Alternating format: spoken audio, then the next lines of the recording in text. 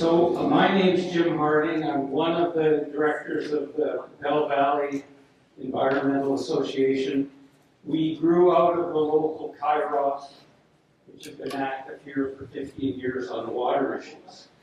The other directors are here: Randy LaBelle, Lorna Evans, Greg Van Leuven. So some of you will know who they are. It's an open forum, a respectful forum. We hope we will listen and learn, and we also hope that this can be one small event on the planet that starts us moving, because I think those of us who follow the climate science know that time is not on the side of humanity at this point. Every place people live, watersheds, wherever on the planet, there are people who are becoming aware that the whole human race has to shift directions. It's hard with the political and economic structures. It's hard with the ideological structures. Somehow we have to break through that and start to see the changes occurring on a faster basis. Elizabeth has a strong background on the science, on the international agreements, and the politics, because she's a member of Parliament for Sandwich Gulf Islands.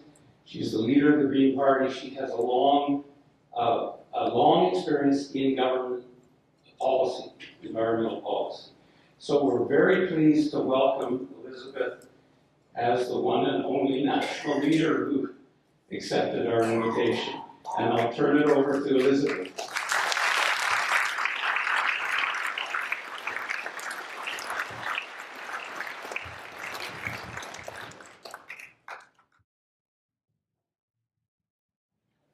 Thank you. So I want to begin by thanking Jim for the very lovely introduction, and to Elder Sandy McWitch, thank you for welcoming us to territory.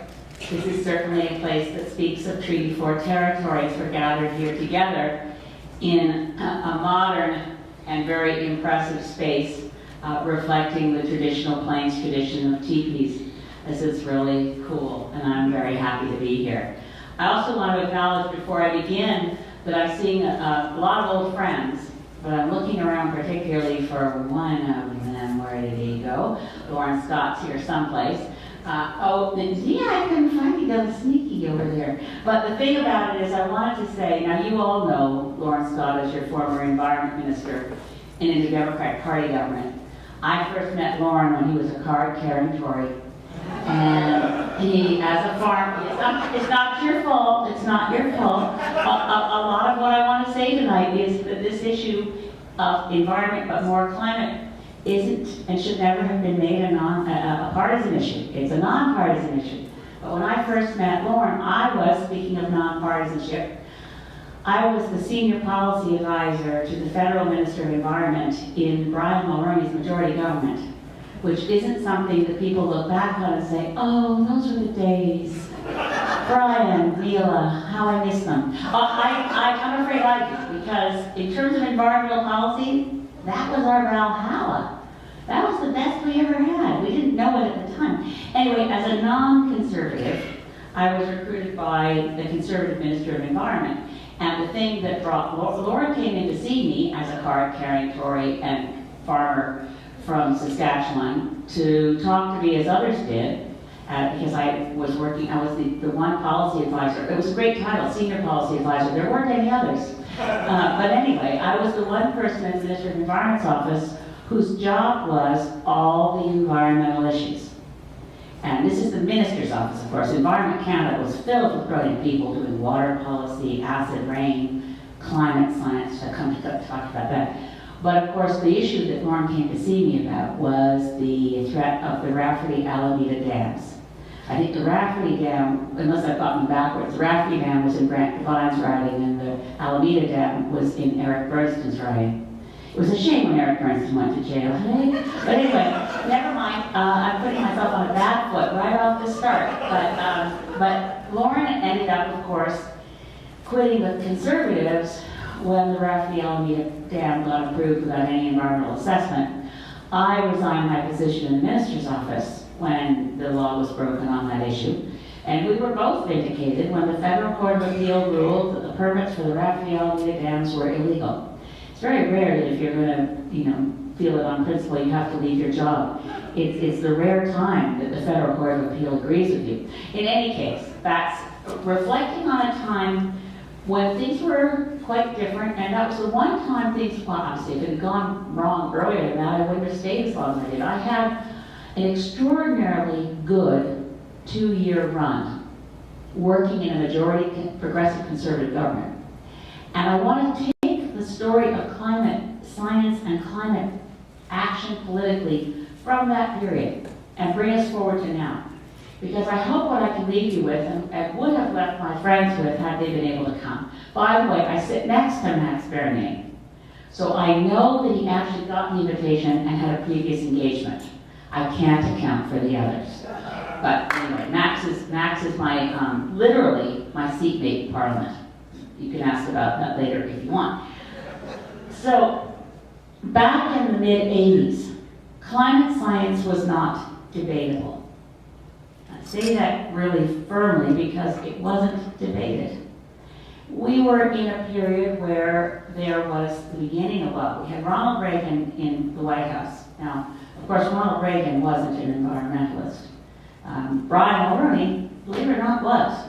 Brian Mulroney went head-to-head with Ronald Reagan to get a treaty on acid rain. And we think that the idea of people saying ludicrous things about issues without regard to science might be new, but Ronald Reagan claimed that acid rain was caused by ducks. So I'll leave that alone.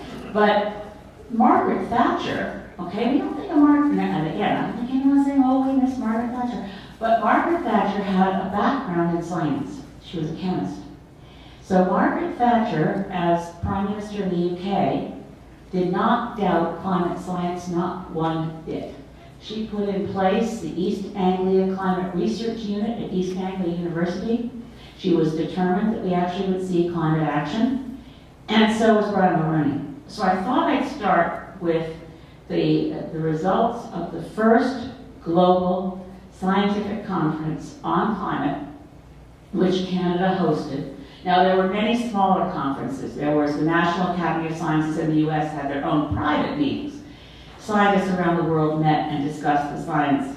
But the first meeting with a real effort to educate the public, to have an international gathering of scientists to which the media was invited, was a conference in the last week of June of 1988 in Toronto. And the title of it, and I helped organize it from the minister's office, but it was co-hosted by the World Meteorological Organization, the United Nations Environment Program, and the Government of Canada. It was opened by 2 prime ministers, the Prime Minister of Norway, Gro Harlem Brundtland, and the Prime Minister of Canada. And the scientists gathered and discussed all the aspects of climate science and what it would mean for humanity. And then they issued a consensus statement, and I'm going to read you the first sentence. Okay, this is a consensus statement in an era of governments like Thatcher and Reagan and Brian Mulroney. It was this, quote, "Humanity is conducting an unintended, uncontrolled, globally pervasive experiment whose ultimate consequences could be second only to global nuclear war." Now that wasn't debated. It wasn't debatable. Those were the facts. And we went from that conference in Toronto in June 1988, Canada played a pretty significant role right off the bat in working with the same agencies, the World Meteorological Organization and the United Nations Environment Program, realizing that unlike Margaret Thatcher, very few politicians have any science background. And the science around the climate crisis, while not debatable, at that time we didn't call it climate crisis, we called it global warming or climate change, but we recognize that it's the ultimate multidisciplinary science.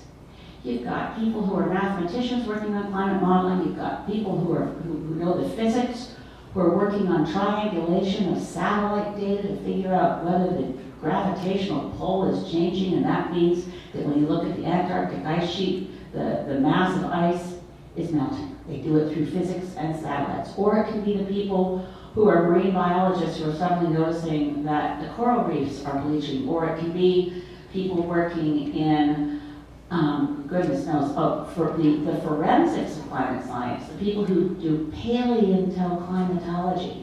People, and that's what actually the East Anglia Centre that Margaret Thatcher set up, ended up spending a lot of time doing things like trying to find tree rings from different parts of the world, going back as far as they could, or data about tree rings that were kept by earlier generations, or even, I read through all their emails at the time their emails were hacked, and they had people who were trying to figure out, because you're looking for data, right? Scientists weren't keeping records of absolutely everything going back hundreds of years, but to figure out the kind of the forensics, the paleontoclimatology, they would look at things like fossilized snail shells. What did that tell us about the climate at the time? Or one fascinating bit was a whole bunch of records kept by the UK Navy, because they had cannons on deck, and they had to prime the cannons with water from the seawater, and they took the temperature of the seawater before they used it, because it affected, I don't know what, the gunpowder? That part I don't know. But I do know that they actually had to recalibrate the temperatures of the water when the British Navy stopped using leather buckets and switched to wooden buckets. So scientists are really stretching their brains to figure out exactly what does that tell us about changes in seawater temperature. So this is complicated science, but not debatable. So that's when they set up the Intergovernmental Panel on Climate Change, which gets called the IPCC most often, where governments around the world agreed to appoint scientists that they regarded as their best scientists from every country around the world, so that these scientists could go through all published research. It's gotten to the point of tens of thousands of research papers that all of the IPCC has to read, decide which levels of research have reached a point of significant confidence levels. So anything dodgy doesn't make it into the report. It's an inherently conservative scientific body. So the IPCC was set up in 1988, right after the conference we had in Toronto. And then there was a big push that we needed a treaty to reduce greenhouse gases, to deal with the climate emergency, which wasn't yet an emergency, to deal with climate change as a threat. And we had an opportunity then to actually avoid where we are now. Had we acted on the recommendations of that June 1988 conference, we wouldn't be talking about the issues I have to talk to you about tonight. But the scientists were given the instruction to prepare reports every 4 years, because there's so much science to digest that by the time we hear about it, some of the reports are really old and already out of date. But in any case, it's been a monumental effort to communicate science to politicians and do it in ways that are completely small c conservative, which means they underestimate the extent of the threat and overestimate how much time we have. That's the nature of the IPCC work. So we go forward to getting a treaty signed and ratified. Again, we're still in an era of Brian Mulroney and also George Bush, now in the US. So the United Nations Framework Convention on Climate Change was negotiated between 1990 and 1992. And I know a lot of you will remember the Rio Earth Summit in 1992. It was at that point the largest gathering of heads of government in the history of the world. So on a stage in Rio, committed to signing this legally binding treaty, we're still working under it, that said that human releasing of carbon dioxide and greenhouse gases created by the burning of fossil fuels and exacerbated by loss of forests was a major global threat, and we had to act on what human-caused, or in UN language, anthropogenic climate change. We had to act on it before it could reach a level that became dangerous. And the word dangerous is actually the word used in the treaty. So that was the challenge. And also adapt to those levels of climate change, which are kind of baked into the system, which we can no longer avoid. Because when carbon dioxide is emitted from the tailpipe of our cars, it has a lifetime in the atmosphere of 100 years. So most of the climate change we're experiencing now doesn't come from last year's emissions or this year's emissions. It's a buildup of emissions over the last, 100 years. But particularly sad for me is realizing that when we negotiated that treaty in 1992, I was so optimistic. Now, one reason for my optimism was experience. I've been working in government when we negotiated a 50% reduction in sulfur dioxide emissions in Canada and the US to avoid acid rain. Now, acid rain wasn't that big an issue for the prairie provinces, but it sure was for eastern Canada. We had lakes dying, and I was from Nova Scotia. We had rivers that didn't have fish because they had become too acidified. That was a big deal. And we had to take on, as I mentioned, Ronald Reagan, who thought acid rain was caused by ducks, and we still got it. Based on, largely have to say, Ronald Reagan never got the science.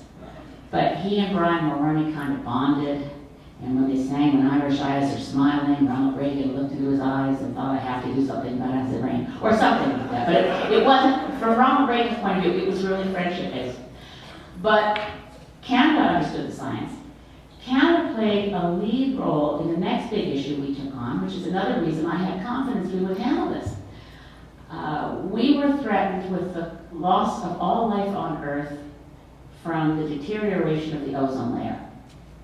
The ozone layer was being attacked, assaulted by what we had thought was a benign, genius chemical, wonderful scientific development, chlorofluorocarbons. The science cheered for these things because they were so stable, they never broke down.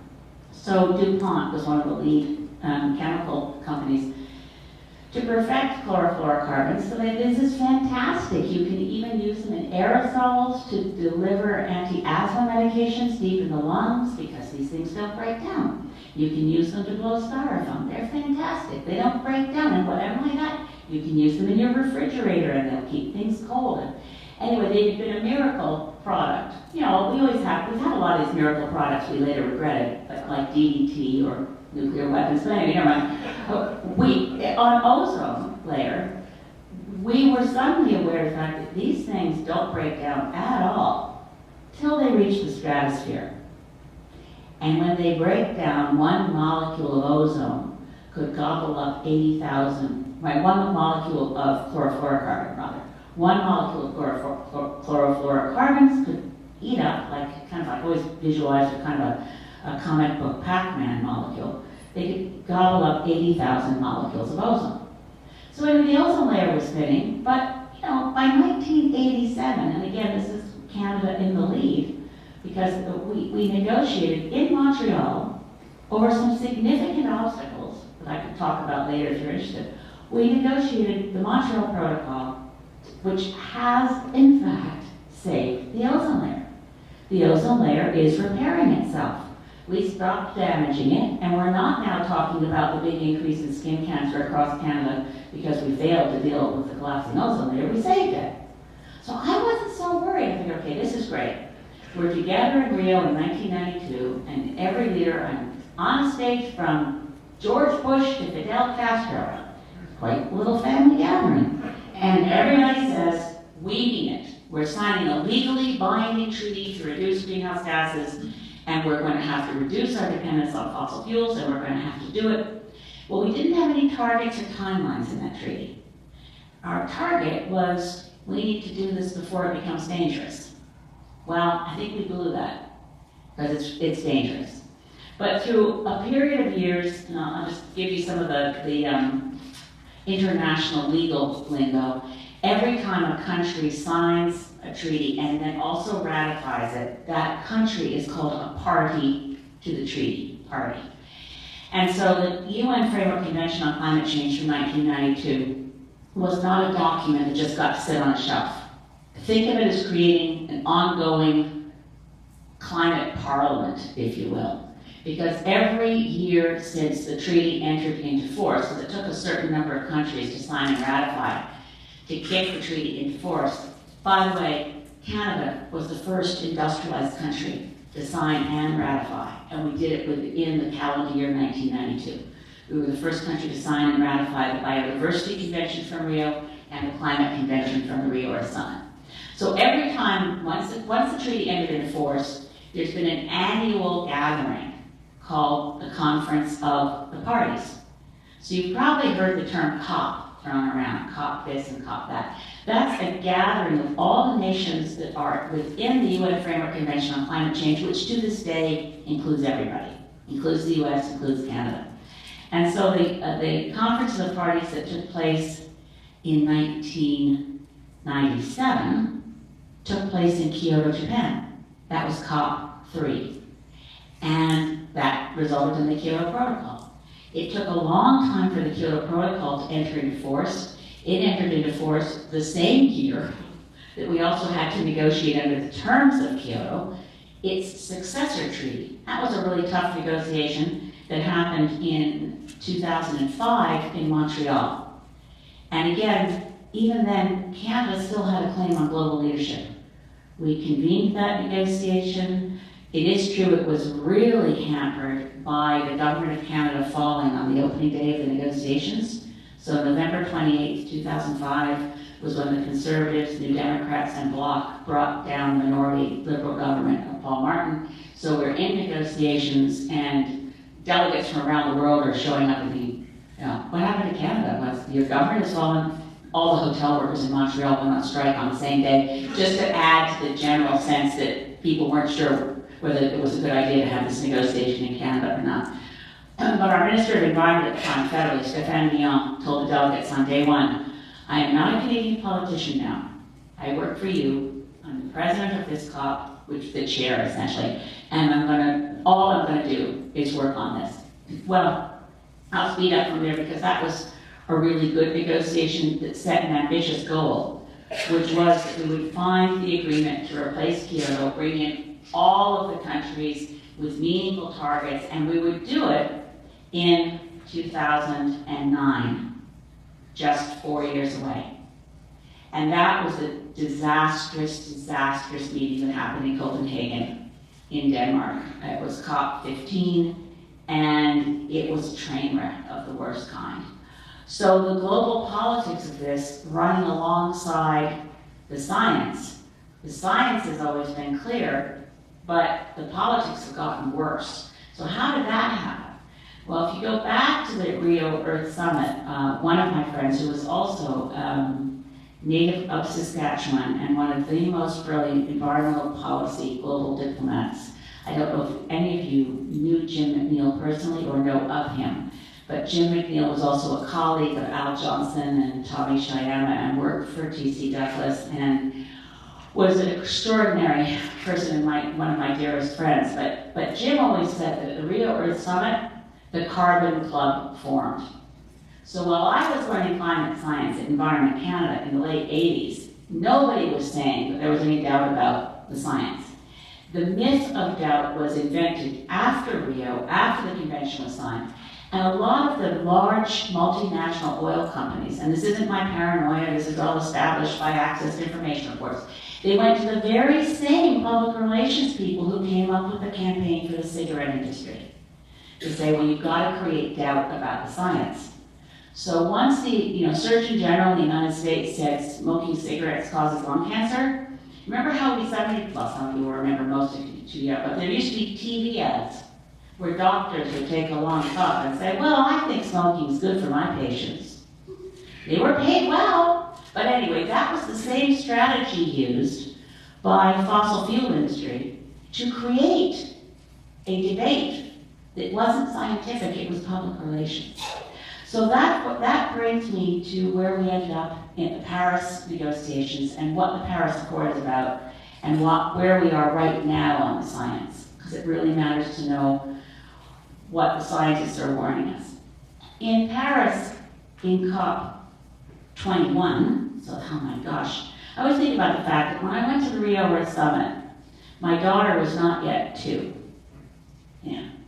And what do I say? She was not yet 1 year old. She was born in 1991. I brought my infant daughter with me to the Rio Earth Summit. Brian Mulroney would say, my gosh, you have a beautiful baby. He didn't like me much then, but he thought I had a beautiful baby. Which, I think about the progress my daughter made. She was not really walking well yet at the Rio Earth Summit. Now she's working on her PhD. So, in the length of time when we should have done something, we went in the wrong direction. We haven't done what needs to be done by even token measures. Since 1992, at the Earth Summit, till today, more greenhouse gases have been emitted between the Industrial Revolution and 1992. In 1992 at the Earth Summit, and I can remember David Suzuki saying the same thing, well, this is the turnaround decade. Because the Berlin Wall had fallen, the Soviet Union had collapsed, we thought we're not going to have to spend so much money on the Cold War missile race. We can have a peace dividend, and we can do things to address global poverty, and we can, we didn't get the peace dividend, we didn't get action on climate change, we did get a profound shift in the relative powers of international actors. Multinational corporations got more power, governments got less. And this was directly in relation to something that was going on at the same time that we were busy negotiating and environment ministers were busy negotiating the climate negotiation. Same time, same governments, but different ministers were busy negotiating the Uruguay round in the GATT, which led to the creation of the World Trade Organization. So between 1987 in Montreal, when we negotiated the ozone protocol that I've mentioned as a very successful treaty, the Montreal Protocol included penalties and enforcement mechanisms. And to this day, if any country that's a party to the Montreal Protocol were to violate its terms and start manufacturing chlorofluorocarbons, every other country on Earth could apply trade sanctions against them. That's the penalty mechanism in the Montreal Protocol. It's only 10 years later, 1997 in Kyoto, and the trade ministers around the same tables as their environment ministers said, you can't do that anymore. There were no rulings. It wasn't against any global trade law. But Canada went to the Kyoto negotiations with our Minister of Environment saying, if there are enforcement mechanisms in the Kyoto Protocol that are trade sanctions, Canada won't sign. So that was one big shift that happened in the 1990s. Where did the peace dividend go? Where did the turnaround decade go? So back to where we are with the science. By 2015, at the Paris negotiations, the big question was, will this treaty aim to hold global average temperature increase to no more than 2 degrees Celsius above what the global average temperature was before the Industrial Revolution? Or will it be more ambitious and work to hold it to 1.5 degrees Celsius? Now, these numbers sound trivial to a Canadian. In terms of temperatures, we go through, we have plus 30 days in summer, minus 30 degree days in winter. I won't mention wind chill. So you can say, well, what is 1.5 degrees? What is 2 degrees? What is it? What can it possibly really matter? And it matters a lot because it's not a statement of tomorrow's forecast. It's a statement of global average temperature. It's a big planet. And as we all know about, you can drown in bodies of water that have an average of 1 foot. Depends on where your big variations are at the edges, what the average means. So in terms of global average temperature, if you compare the global average temperature on planet Earth now to 10,000 years ago when we were under several kilometers of ice in an ice age, the difference is 5 degrees in global average temperature. So 1 degree is really big.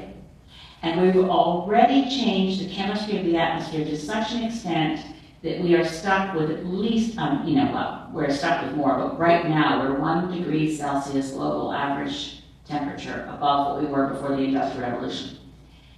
In Paris in the negotiations, we were very fortunate that it was, it's really weird about the science and the politics all the same. It really makes a difference what country is hosting, and as it may have been evident, or you might have inferred it from the way I spoke with Stéphane Dion, it really matters who's the chair of the meeting, whether they do a good job. And in Denmark, Prime Minister Rasmussen did a terrible job. I can only conclude he did not want to succeed. But in Paris, at COP21, the former president of France, a man named Laurent Fabius, had done a very strong job over a period of time building up support for a more ambitious treaty. And this was a moment when I was actually really proud of Canada again. I was part of the Canadian government delegation. Again, I've been going, by the way, just for giggles, I'll tell you that as a member of Parliament elected in 2011, and that was when Stephen Harper's government got their majority of seats with a minority of votes, and traditionally under Mulroney, under Paul Martin, under Chrétien, going back as far as you can imagine, opposition members of parliament were included on the Canadian government delegation. But Harper didn't want to do that, so no members of parliament other than Conservatives were on the government delegation. But of course, I still wanted to go to all the negotiations, so I could either go and get registration to get in the room as a non-government organization person with the Global Greens, because there's an association of Global Greens around the world, so I could get a pass through Global Greens. But those passes don't get you into all the rooms, because sometimes the heated negotiations, nose to nose, happen in rooms where if you're not a party, if you're not there with the government, you can't get in the door. Well, my government wasn't going to let me get in the door. So for the first COP, it took place in 2011, and I went to the 2011 COP, which was in Durban, South Africa, and I got a party badge because I went as a member of the delegation of, I'm now going to forget, that's terrible, I can't forget the delegation I was in, Papua New Guinea. Yeah, so I was with Papua New Guinea for one of the COPs. A little later, I was with the delegation of Afghanistan.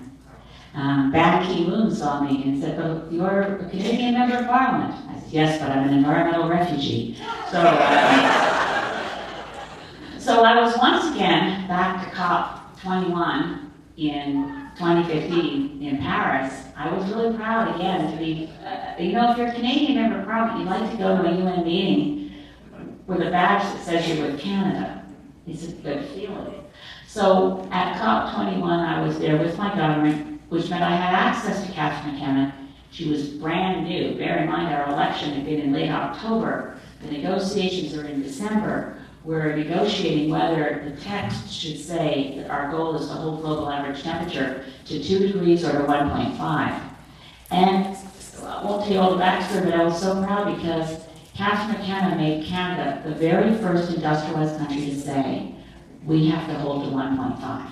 And then all the other countries came along with us. Part of my underlying thesis here, which is why I sprinkled this with stories of when Canada was in the lead, is that if we choose to be in the lead again, other countries will follow us. This is an important thing that we tend to forget as Canadians. We have people out there trying to either trivialize or minimize what our role is in the world. Say, oh, well, we're less than 2% of global emissions, so why should we do anything?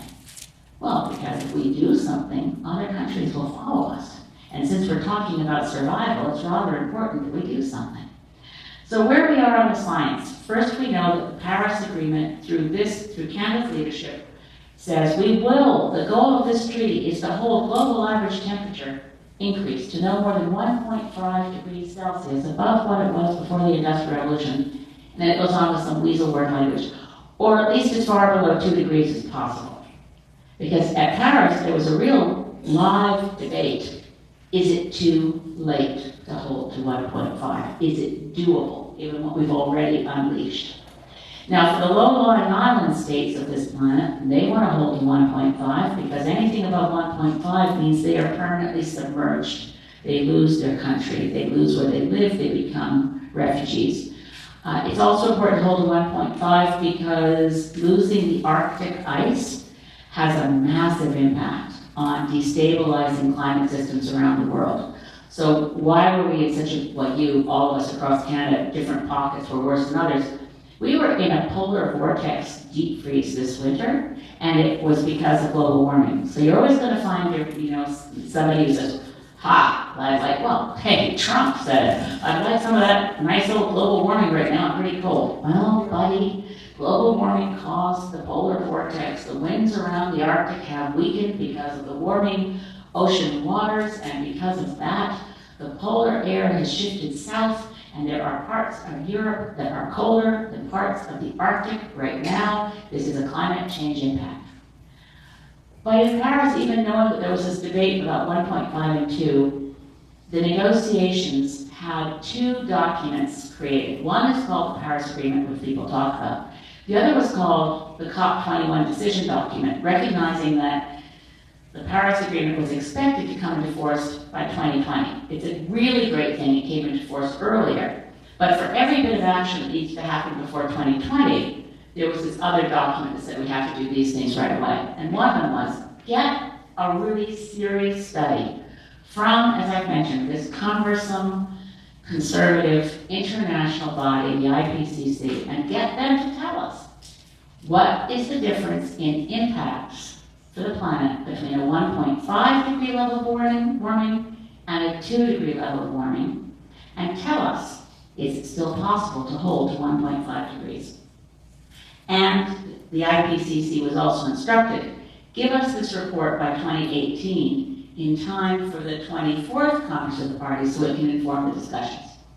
So that's why on October 8th last year, the IPCC report, a special report on 1.5 degrees Celsius came out, and it said really clearly, we have to hold to 1.5.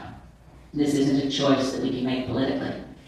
Somewhere between 1.5 and 2 degrees, we cross a threshold where we unleash what some scientists call runaway global warming, others call hothouse Earth.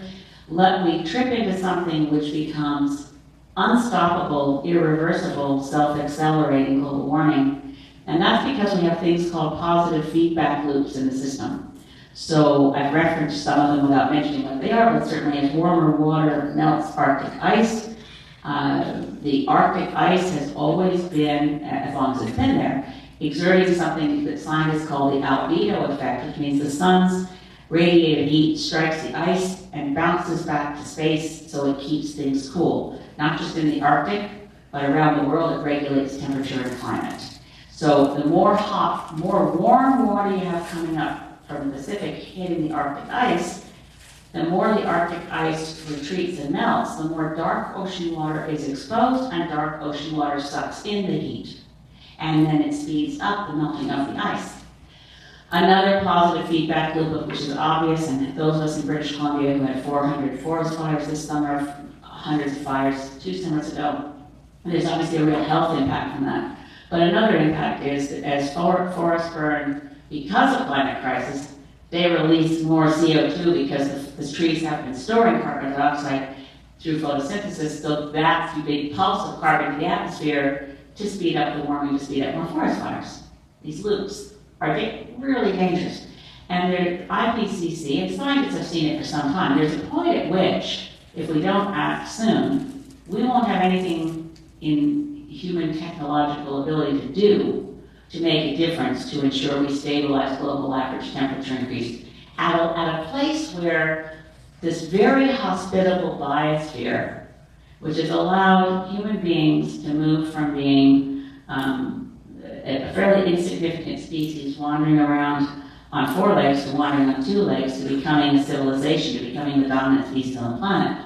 All of that has happened where the biosphere has been hospitable to us.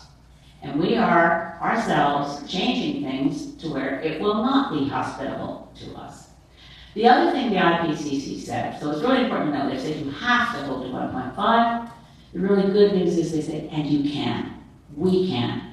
As a species, as a series, as governments, they said we do not need to invent any new technology. We have all the technology we need. We do not lack for science. It's not like we can't figure out the chemistry, the physics, there's no scientific barrier to holding to 1.5. No technological barrier.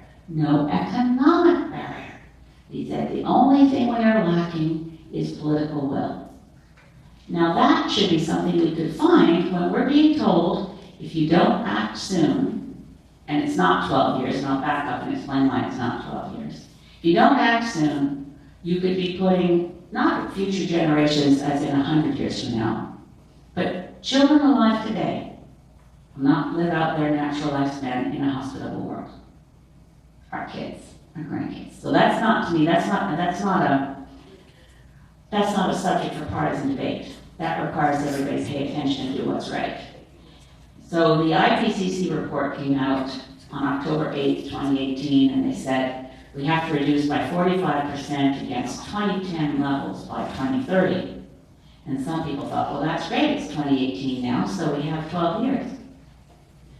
Well, let's put it in months. When the report came out, we had 144 months. We now have 139 months, and nobody's done anything. The reality is to get to the kinds of reductions in greenhouse gases we need to meet which essentially means we're not playing a game of incrementalism. We're not tweaking around the edges. We're saying we're going off fossil fuels. We have to be 100% off fossil fuels by 2050, and we have to be substantially the way there by 2030. Work backwards from there and say, well, when do we need to start to make that kind of change? Yesterday. Then I want you to remember what I said earlier. This large scientific body, with all their reports reviewed and approved by governments, including, by the way, Saudi Arabia and the United States, gets weakened as it goes, so they are never exaggerating, quite the opposite.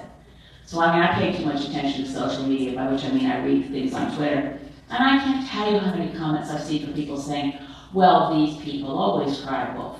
These people always say the sky is falling. No, actually not. These are scientists appointed by government, and they tend to underestimate the risk.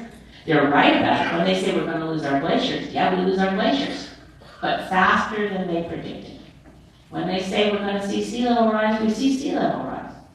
But again, their predictions are based at this point solely on the fact that warmer water occupies more space than colder water. They aren't taking into account in any of their predictions yet, or projections, what would happen if the Western Antarctic ice sheet were to disintegrate, or the Greenland ice sheet were to disintegrate. Either one of those events means 8 meters sea level rise. They haven't factored that into their science yet. So when I look at this, I know that if we have 139 months left, we can't wait till the next election. We have our election this fall. But we can't wait for politicians to make promises to do something that they don't do when we talk about it again in the election in 2023. By the election by 2023, we have to have been substantially changed course with really good plans and really exciting programs that make everybody say, well, I want to be part of this. This looks great. We're going to move to solar energy. We're going to democratize energy. We're going to be able to say that the jobs that used to be in drilling wells are in taking those same wells that are sunk in the ground and converting them to produce geothermal energy. We're going to be taking the same folks that are busy tearing the dirt out to get to the bitumen to go back and repair the landscape. And we can still talk about producing bitumen for a while more, but not that much longer. But we sure shouldn't be fighting over exporting it raw. We should be refining it here and using it in Canada and so on. But we really don't have time, and this is really bad luck for my friends behind me here who aren't here.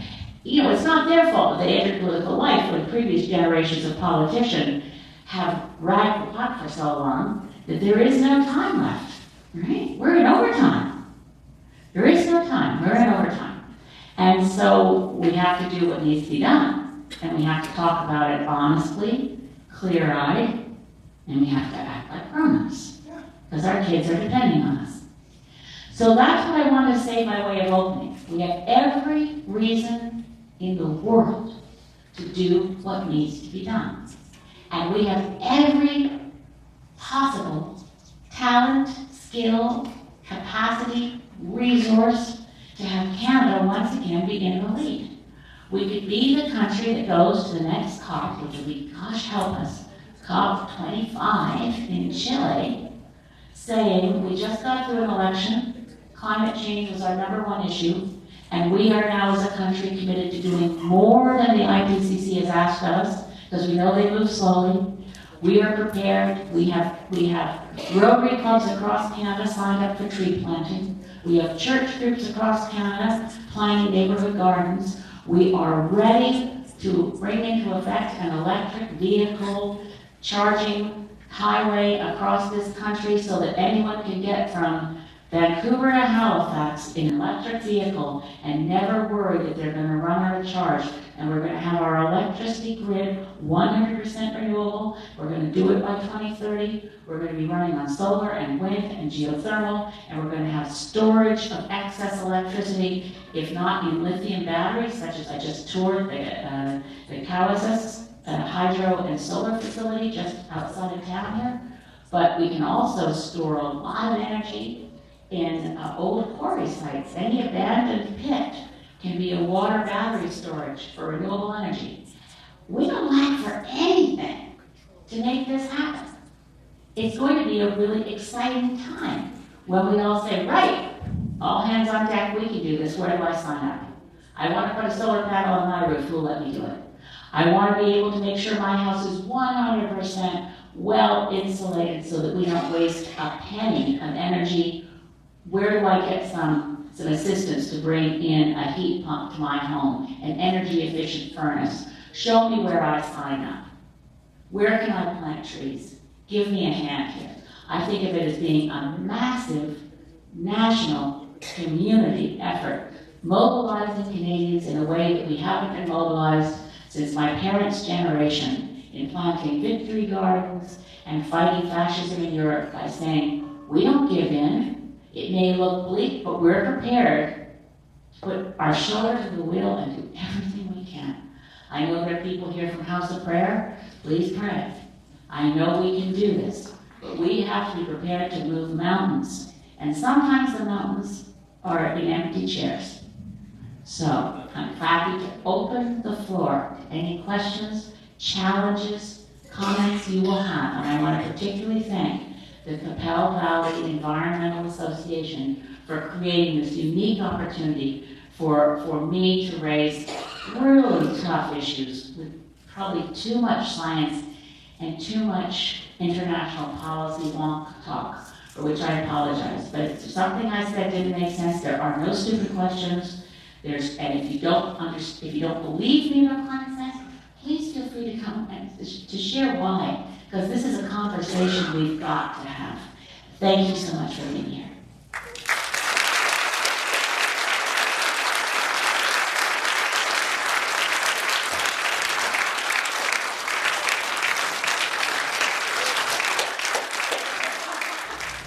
I get concerned about the electric vehicle solution and just our reliance on electricity, even if it's green.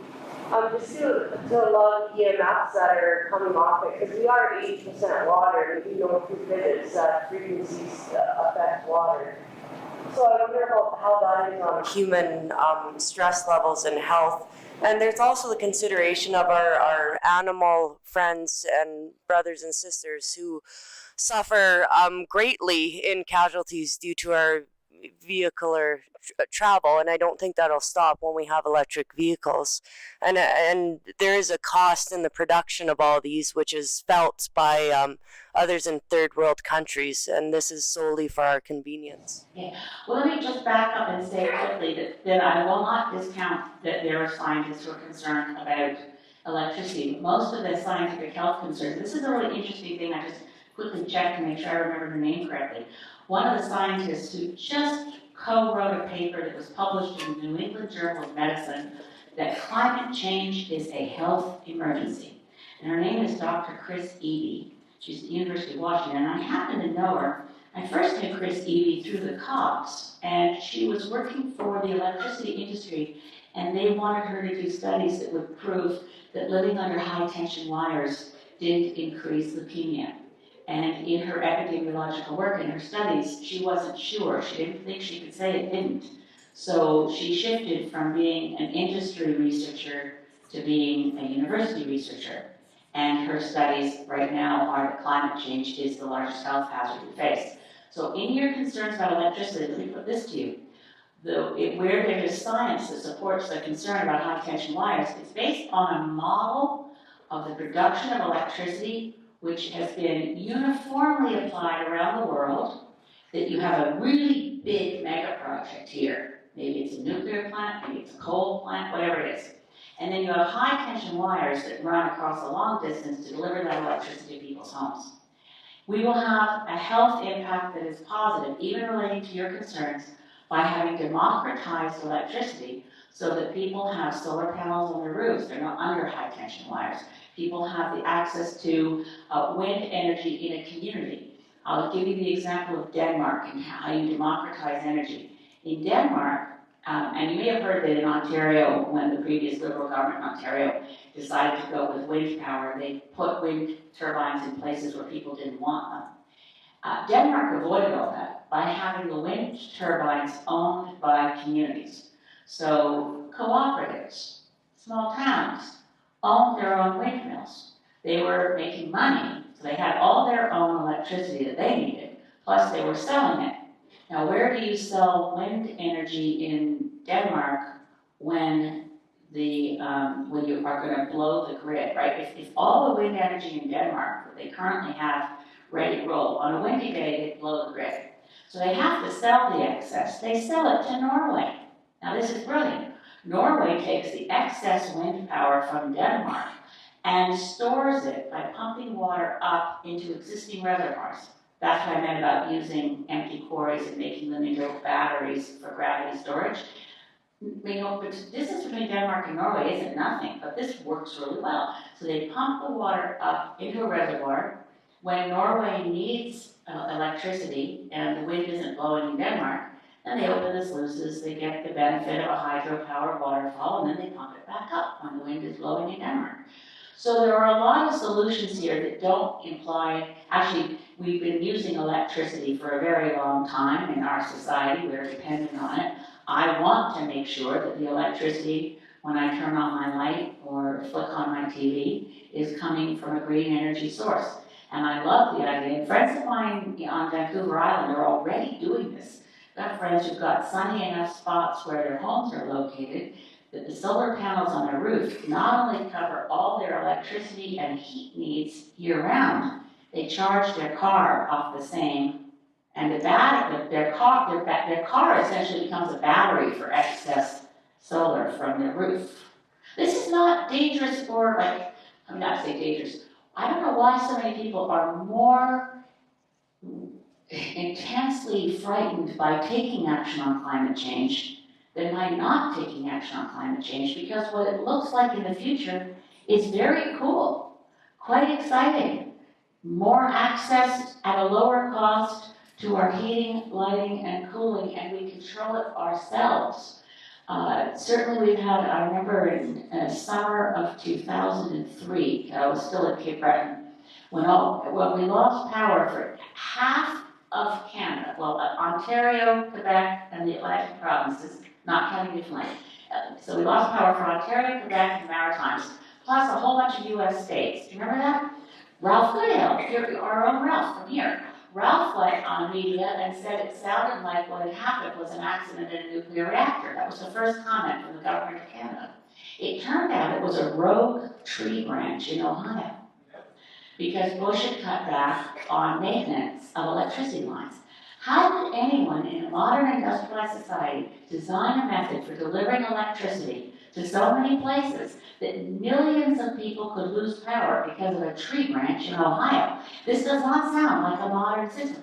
The solar, the wind, geothermal, cogeneration, in other words, taking the waste heat from one building and preheating the water in the next building over. All of these things are at levels of, number one, they're cheaper right now than coal.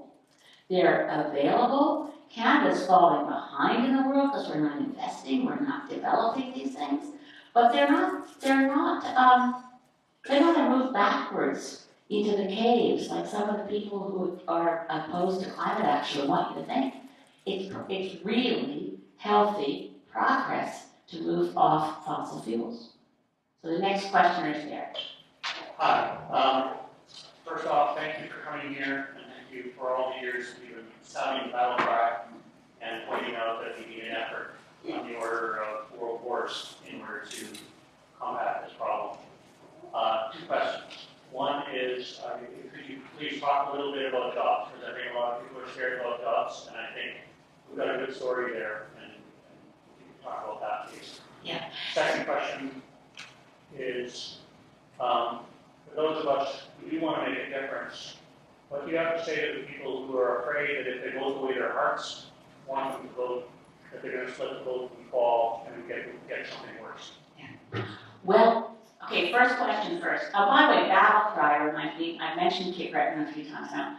My brother is a Gaelic activist. Imagine anything more hopeless than being a climate activist, being a radical Gaelic activist to keep the language alive.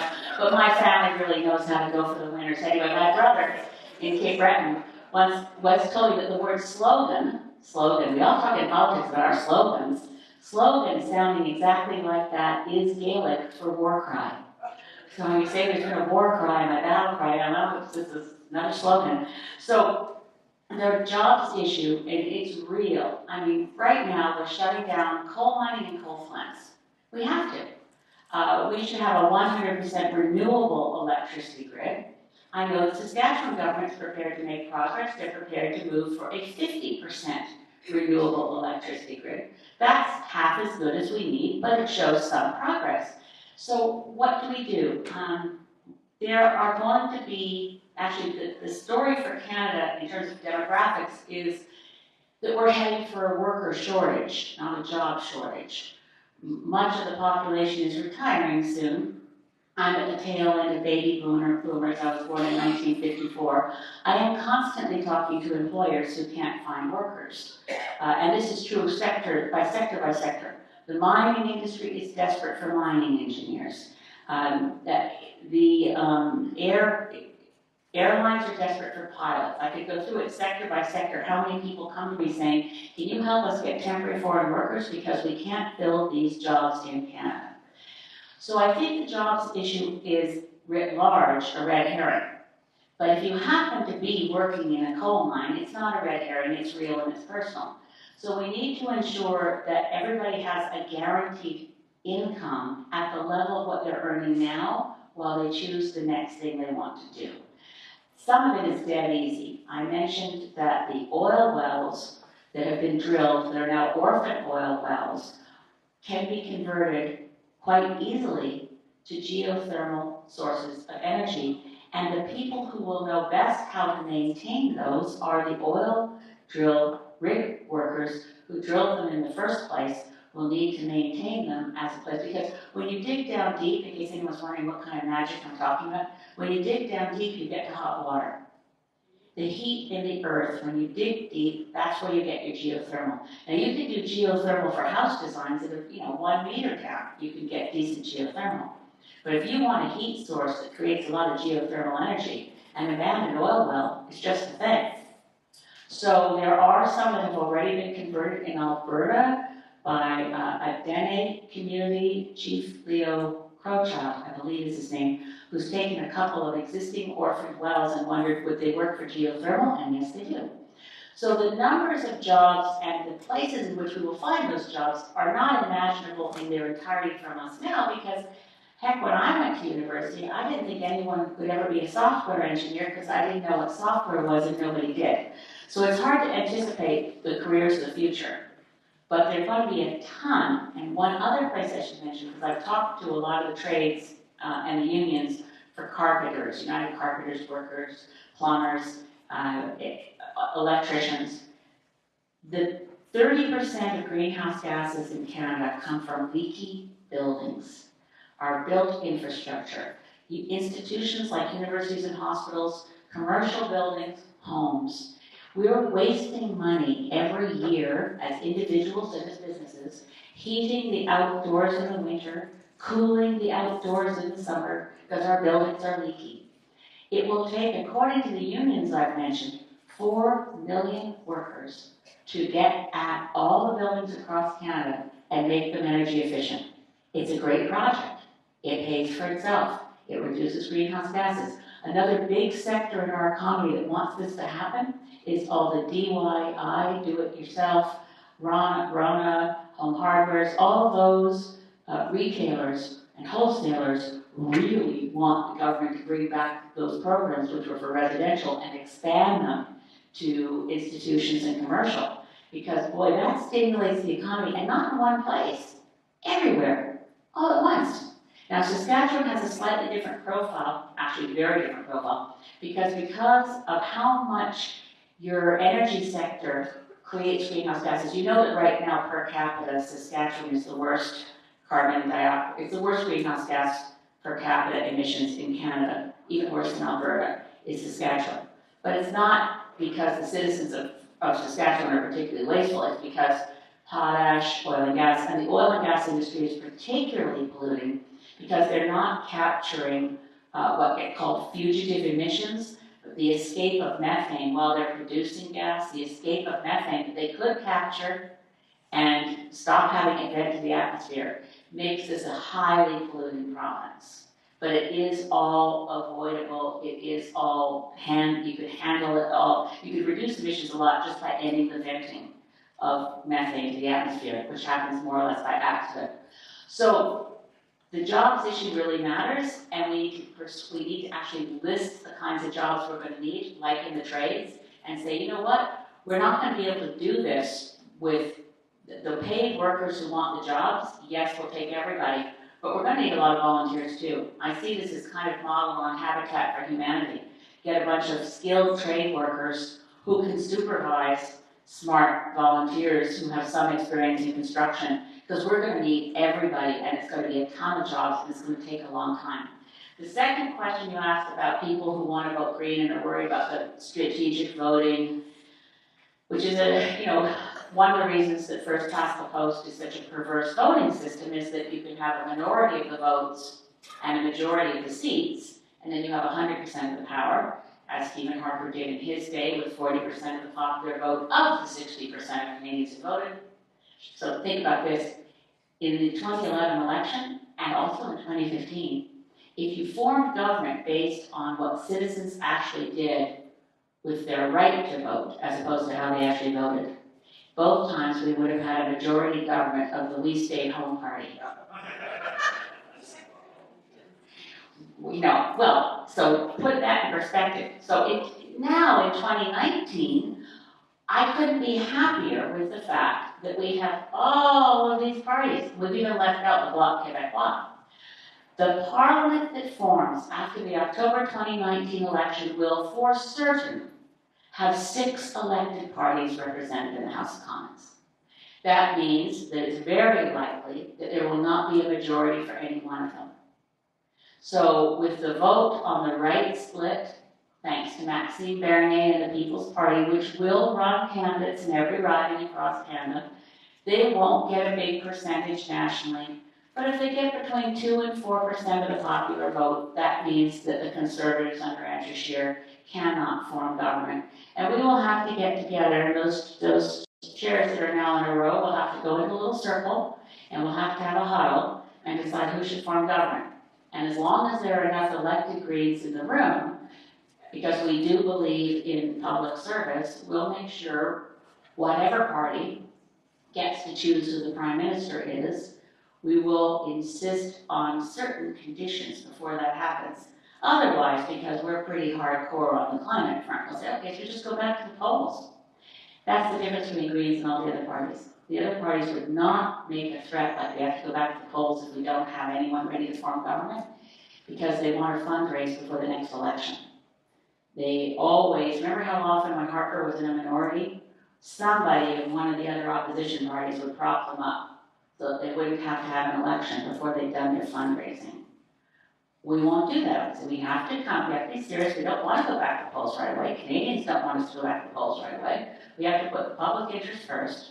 But if you want to form government, we want to see your climate plan, and it must include a plan to ensure that no province and no profession and no workers are left behind as we make this really big leap to a much better world. So sorry for such an incredibly long answer, but you did ask 2 questions in my defense. So back to, yes, the lady there. Hi, I have one question for you. What do you do when you love your province with all your heart and you see a train wreck coming and you do not know what to do? Premier Scott Moe announced today $5 million for CMP. They will remove all but 10% of the wetlands in most of Saskatchewan. Our Saskatchewan government just became in the business of partnering with one of the biggest ag drainage projects this province has ever seen. We are draining all but 10% of our wetlands, which is the very thing that's going to save us. And what do you do when you see a train wreck and you don't know what to do? Thank you for the question. I'm unaware of what it was that Scott Moe just announced, so forgive me for that. But wetlands are critical in climate science, and we were just yesterday, I just met with the University of Regina professor, Dr. Carrie, does anyone remember? I've got her name in my purse. I'll look it up in a minute. Carrie Finley, yes, thank you. Carrie Finley is doing work on the ways in which even dugouts in the prairies are significant carbon sinks, particularly if they're highly alkaline. So we need to protect wetlands, we need to protect them for biodiversity, we need to protect them for a million reasons. One of the things that I felt terrible about when Stephen Harper did was getting rid of the Prairie Farm Rehabilitation Board. This is a learning from the Dust Bowl era. Protect your hedgerows. Prairie Farm Rehabilitation Act really mattered. Harper got rid of it. We're heading for an era that'll make the Dust Bowl look like a picnic. We have to remember why it mattered to keep hedgerows, why it matters to keep our wetlands, and why the prairie landscape has to, and land use patterns have to respect the ecology of the prairies, particularly because they're going to be under maximum stress with increased drought. And shelter belts, yes, thank you, Jim. We have to, all of those elements of responsible stewardship of the land need to be revisited because we're going to need them more than ever. And by the way, if you really love your province and you really love your country and all of us do, and you see a train wreck happening, speak up, write letters to the editor, go visit your MLA, go visit your MP, and show up to support, by the way, I hadn't mentioned this yet, this Friday, March 15th, in front of the ledge in Regina is the school strike group. They're going to be there, and go to support them. And you could bring a sign saying wetlands are carbon sinks. You're going to be there, aren't you? Yeah. Okay, you are.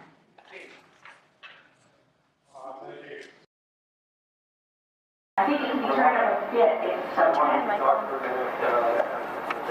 To your question, because all the renewables that have been mentioned by you tonight, you're missing hydrogen. And hydrogen is probably the thing that's going to save us as a planet, because we can make it out of electricity. And we can get the electricity from the sun and the wind. And we can do it out of seawater. And if you use hydrogen, it's got almost twice as much power per kilogram as does Jet A fuel. When you're finished burning it, and you can use it in heavy equipment, when you finish burning it, you get pure water vapor, which can be drinkable as soon as you condense it. So what I'd like us to see, and the reason I'm talking is because I don't know how many of the people in this room understand how important hydrogen is going to be. You can burn it in an internal combustion engine. You just have to make a modification to the fuel tank you use right? So my question is, do any of our governments, in your opinion, understand this? That this is so affordable and such a good way to go about it? What I would say is not really what the questions governments understand. This is one of the frustrating things for me as someone who I know all these guys personally.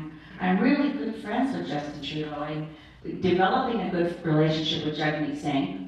I've known Andrew Scheer for ages, and I would have said we were friends until recently he got a bit titchy with me when I asked if there wasn't a Maclean's magazine award for Hypocrite of the Year. That turned out he minded that, but I thought it was appropriate at the time. And then there's my buddy Max. Well, we're crazy about each other, but we don't agree on a single thing. So what they understand is different than what they're prepared to do. So I apologize to you for ignoring hydrogen. I'll tell you why. I see hydrogen as a delivery mechanism, a way of transmitting energy from other sources. So I don't describe it as a source like solar and wind, geothermal, tidal, or hydro, because you can, as you said, you can make hydrogen from any of those things. And then you've got a way of transporting energy. There is a quite brilliant, there's a company in my riding called Empire Hydrogen, which has developed an absolutely elegant, brilliant system that can go on the back of any of the 16-wheelers, big transport trucks, but any large truck, well, any car, but they're economical for trucks, because you can put on the side of the vehicle a converter that captures the exhaust from the vehicle, and with distilled water and pulling aside the hydrogen, runs the hydrogen back in so that you go farther on less gas and you have a much smoother ride, and the truck drivers love it. So we can do a lot more with hydrogen. You'll recall there was a time when, before we talked about electric vehicles being the big winner that I now think they are, there was a lot of thought about Ballard fuel cells, and that fuel cell vehicles would be in the lead. I think there's still a really big role for fuel cells, but more in, say, stationary situations like apartment buildings run off of fuel cells. But hydrogen definitely has a role, and there's a lot, and there are a lot of innovators working with how we make hydrogen, deliver hydrogen, and use hydrogen, because we will be using hydrogen. And as you say, when you combust hydrogen, all you've got left is water vapor. So thank you for raising it, and I'm sorry I left it out. So over to this side. So the question I have relates to how do we reach and inspire the people that aren't here. Okay, so I'm assuming that the people that are here care, have spent some time learning about the science, know quite a bit about the issues. A whole bunch of people voted for Donald Trump who, I think there's a certain people associate themselves with what they believe their interests are or their values are, and I think a certain number of people in society are just selfish, just want for themselves, and voting for Trump in a way is like saying, okay, this is a justification of my selfishness because he's the president for crying out loud. So there's a certain proportion of the population we're going to have trouble reaching unless we can convince them that their self-interest lies on our path, right? So you talked about the jobs. Then there's a whole bunch of people that have hearts, that care about their communities, that care about the future for their grandchildren, and they seem really quiet, compared to like the truckers that are going across the country trying to convince that we need pipelines, right? That this is the path forward. This is where prosperity lies. Anyway, so what I want to get at is, I think a lot of people would care if they thought it was possible. That the kinds of solutions that you've been discussing are real. How do we get to them? Electric car rallies, alternative technology demonstrations. Anyway, so I'd like to hear from you. Maybe you're seeing a different thing. Like there's more people than I'm aware of that are mobilizing, rallying, and buying the technology, installing the technology. But it just seems like we should be able to convince them that this is the right movement. By the way, I love your platform. Like the Federal Green platform is amazing. You guys are rock stars. So I'm hoping that we can find a way for everyone to know that. But how do you communicate to get the people to listen to it? I'll tell you, I'd like to just tell a quick story here about, I was at a Brandy's in Regina, and my friend wanted to buy something in the Brandy's, and she got shopping, and so I went over to the clerks, there were two clerks, and I said, well, what do you think about climate change? And they looked at me like, what, you're kidding? I said, no, I'm a climate change activist. I need to be able to talk to people who aren't climate change activists. So can you tell me what you think about climate change? And she looked at me and she said, well, something's wrong with the sky. I don't think anyone's going to do anything about it. I think we're screwed. So I don't like to think about that. So we were talking about a computer game that I was playing last night. Would you like to hear about that? Okay. So anyway, how do we inspire her to believe that there's hope, that she can be part of the solution? And how do we get those people that have hearts, that care about the future, to rally together to shut down the bullies like Trump and the fossil fuel companies that are financing how do we inspire them? What's the slogan? Yeah, well, thank you more than I can say, not just for bringing that here to us tonight, but for being the kind of person who goes to shop clerks and says, what do you think about climate change? That's a lesson for all of us.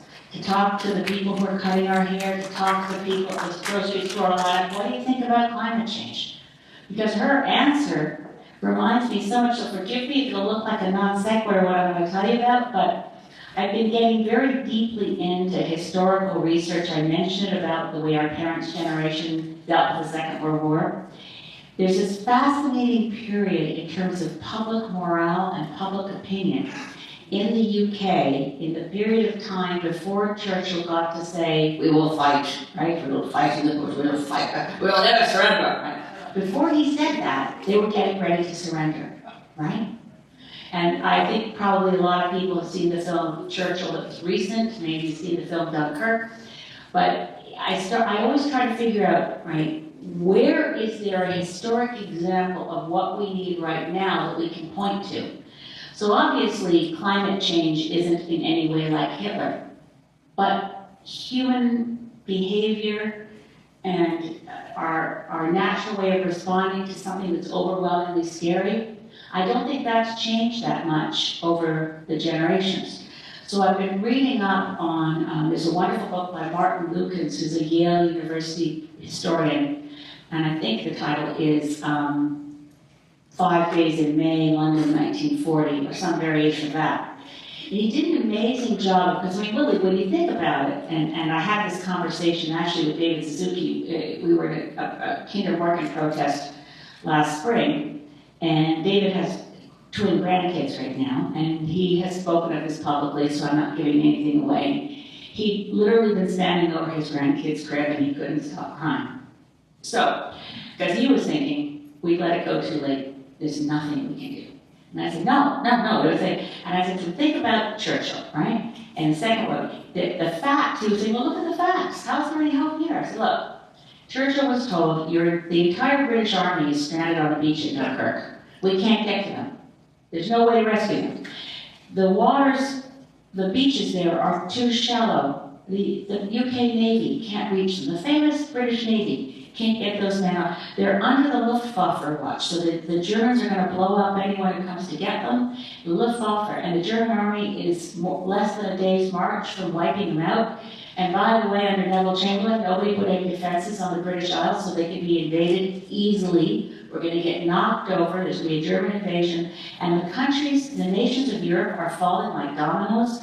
Belgium, Poland, and then France, where the soldiers are stuck on the beach. And then to add to that, the US isn't going to help. They call FDR, no help there.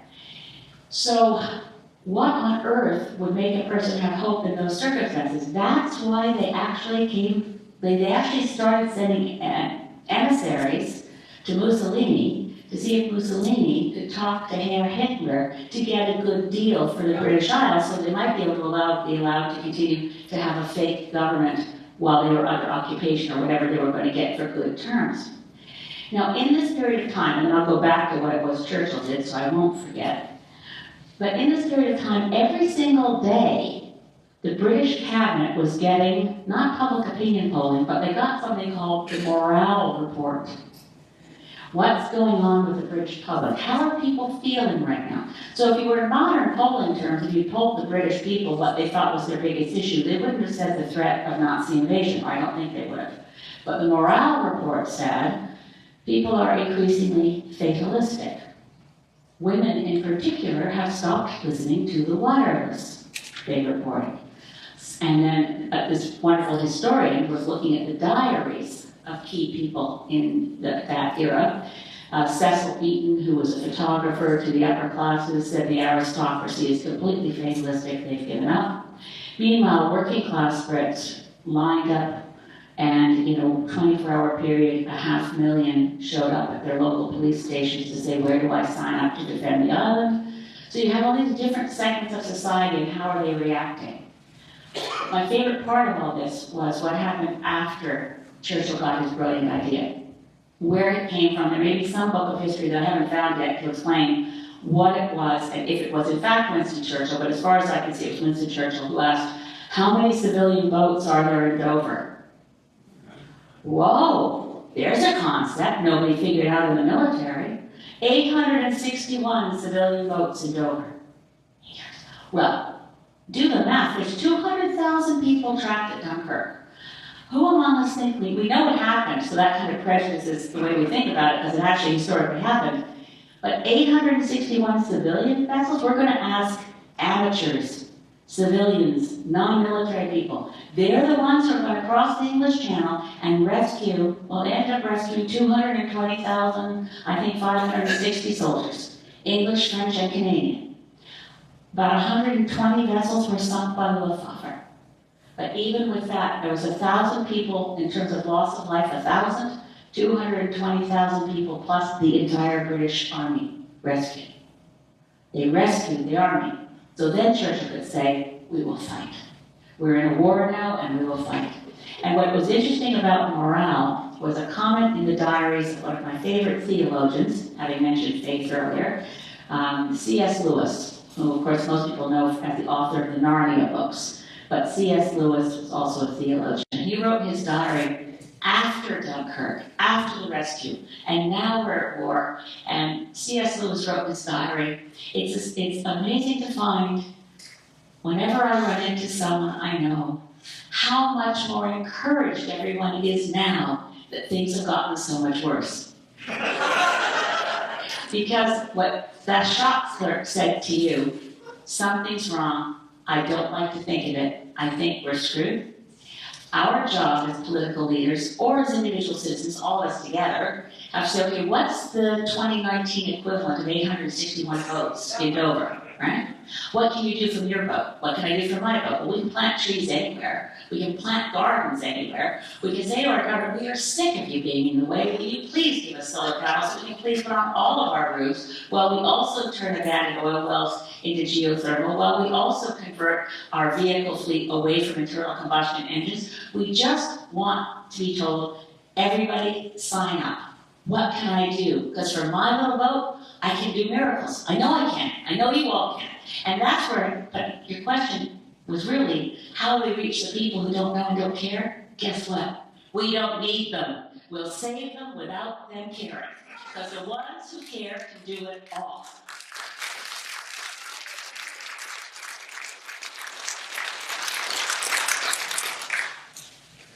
Hi.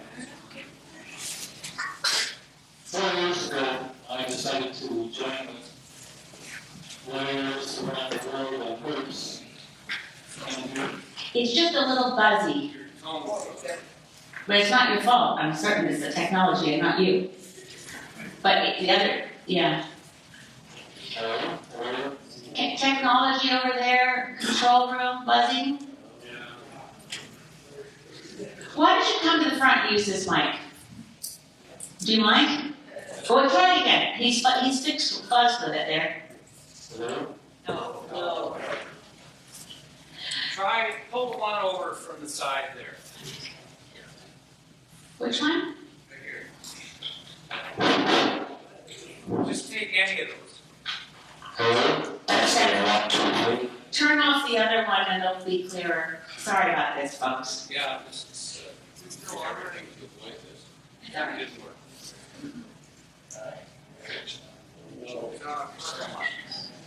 Come up forward. okay, speak up on your own. Well, if we can get him to talk into a mic, then he can hear it up. Do democratize the United States.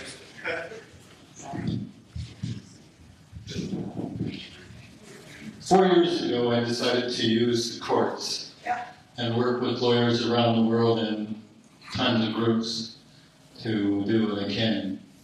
And the courts have stepped up to the plate constantly, and the politicians are failed. What motivated me, though, was a post from The Guardian.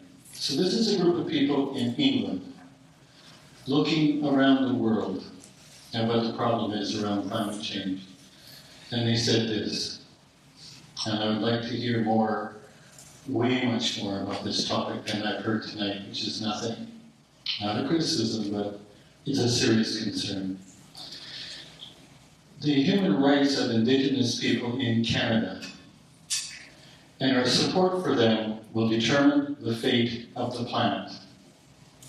Now, if people in England can see that truth from way over across the ocean, we're standing here in Treaty 4, we're standing in the Governance Centre, and I haven't heard a single word about or from Indigenous people original culture people who know how to get along with Mother Nature.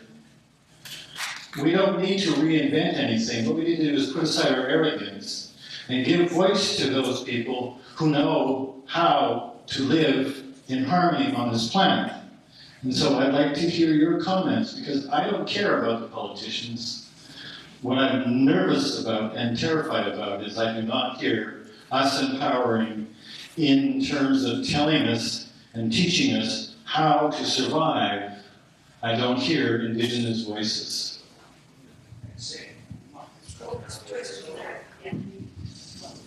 I appreciate the question. I hear a lot of Indigenous voices, and I believe that respecting the United Nations Declaration on the Rights of Indigenous People, the Green Party is the only party that has, at our conventions, we had a resolution to renounce the doctrine of discovery, to recognize that in decolonializing Canada, we have to indigenize, which means that we can learn a great deal from making decisions to the seventh generation, as the Iroquois Confederacy said we must, that we actually have to think about how we go about what we're committed to doing, which is repealing the Indian Act, which would mean a recognition of relationship to land that comes from Indigenous law and not from colonial law, which was described by Chief Beverly McLaughlin in a unanimous decision in the Chilcotin decision, as land ownership is in Indigenous law,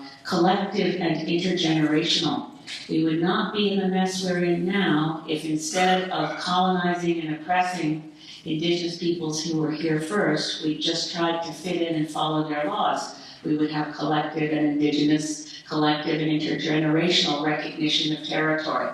So I apologize, you're right, it wasn't part of what I was discussing. I think it's embedded in everything we're talking about is getting into right relationship with Mother Earth and recognizing that we do not have the right as one species to wipe out the other species that are our relatives. So when I know from any First Nations or Indigenous reading in any one of the multiple nations in which I've worked and known elders, that we end with all my relations.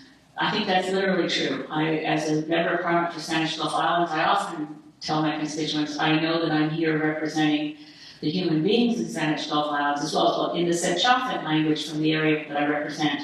If you translate human beings, it's the human people. If you translate from Sechauffan the salmon, it's the salmon people. And if you translate whales, it's the whale people.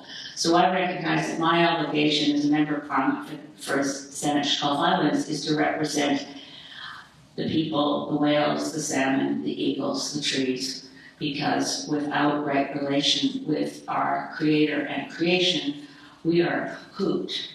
So I appreciate you raising it, and I feel awkward speaking in Treaty 4 as a non-Indigenous settler culture person. I'd be very happy to recognize someone with an authentic Indigenous voice for a comment and for raising it further.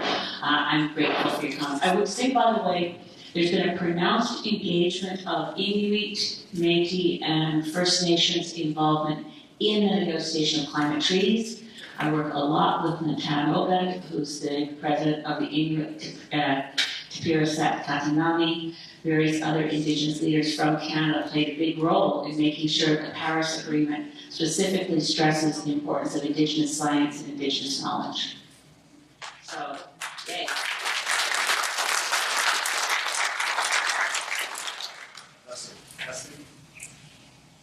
I don't think it's working. Stay where you are.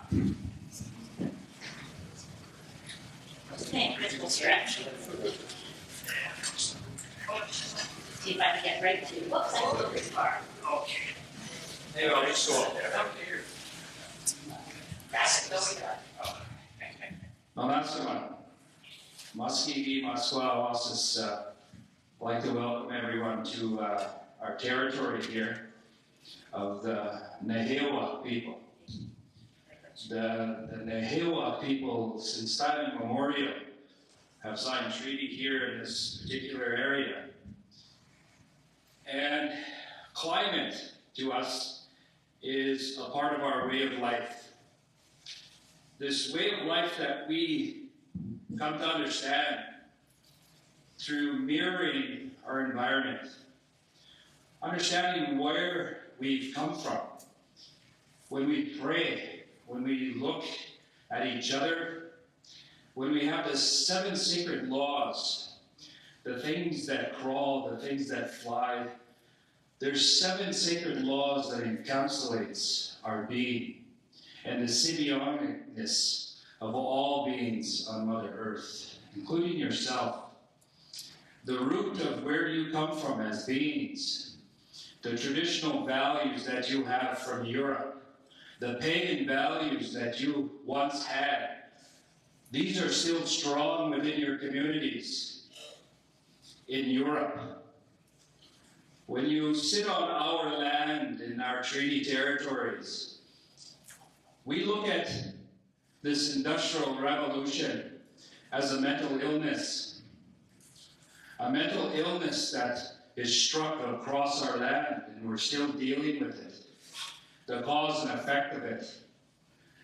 Since our people in time immemorial knew how the symbiotic being needs to be, if you understand quantum physics, quantum computing, and quantum mechanics, you'll understand the symbiotic understanding of science. The Munya have starting to understand it now, but I think it's a little too late. We need to move a lot more quicker. Our children are depending on you. If you do not take this seriously, we are coming to a precipice that has been foretold by our people. It is happening now. Whether or not you want to debate it with all these other people here, that is your choice. We have to live with it. Our people have been noticing this change for quite a long time. When you live with the land, you understand what the land gives back to you. Where the fish run, where the deer run. This has always been like this. When we do not see the salmon swim anymore, we do not see the caribou run anymore, when we see moose in our territories, right now, there is a polar shift happening. There is something happening and our people have noticed it.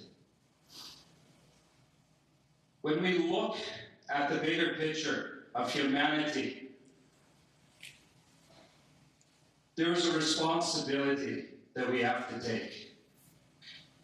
Our people, when we were silenced through the dogmatic acts and regulations of the state of Canada, silenced our voice, took away our inheritedness to care for Mother Earth and to teach the people that live with Mother Earth their responsibilities to it. When you took away our responsibilities to our mother and acted like our mother, the grassroots people as the children, you took away what was needed, which was wisdom of this territory and of our Mother Earth. Thousands of years of wisdom in which we developed our own sense of self. You took that away. Now we're paying the price because of it. And it is evident in all of these different industrial revolution programs. The one thing that we have to do is teach government. Government has a responsibility to the people. Our own government, our First Nations government, are now learning this in the past 50 years. Remember, in 1950, we couldn't vote as Indigenous people. We couldn't have a lawyer under the state Canada government. We couldn't look into the future and say, there's a train coming, stop, listen, and be aware of this. But now we're here. The First Nations have now come in full circle again. It is time to listen to our elders. The QVEA.CA, the Nahiwa people of this area.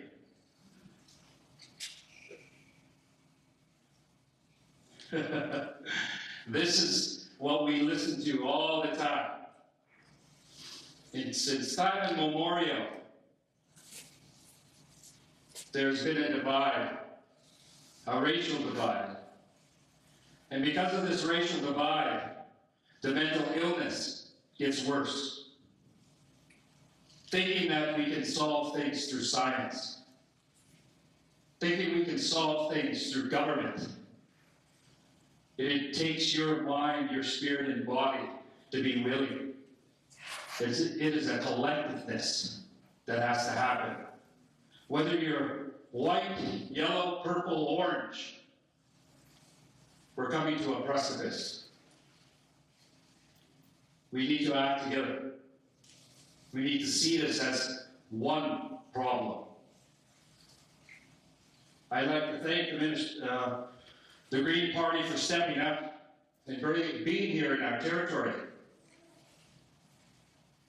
Unfortunately, there's not enough Nahiwa people or our people here to voice their opinion. But I've been at many of these different conferences like this, or meetings, where it's the same thing. Money, greed, mental illness drives the force.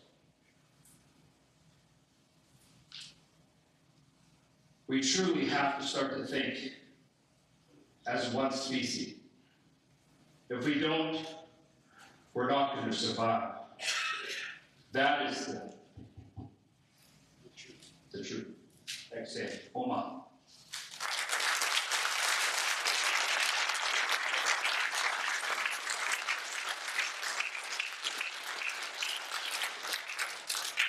Deeply indebted for that. Oma Megwich.